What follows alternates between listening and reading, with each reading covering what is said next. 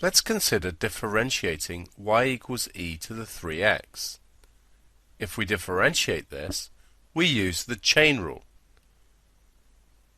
dy dx becomes e to the 3x, but then we have to multiply by the differential of the inside function. This gives us 3e to the 3x. If you don't understand this, you should review the section on the differentiation chain rule. Since we know that differentiation and integration are reverse processes, it follows that if we integrate 3e to the 3x with respect to x, that will get e to the 3x plus an arbitrary constant.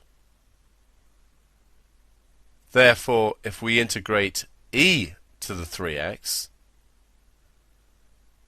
we'll get 1/3 of e to the 3x plus a constant. Just compare the last two lines.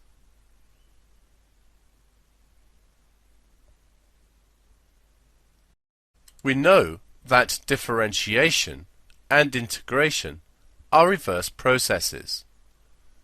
When we differentiate using the chain rule, we know that we multiply by the differential of the inside function.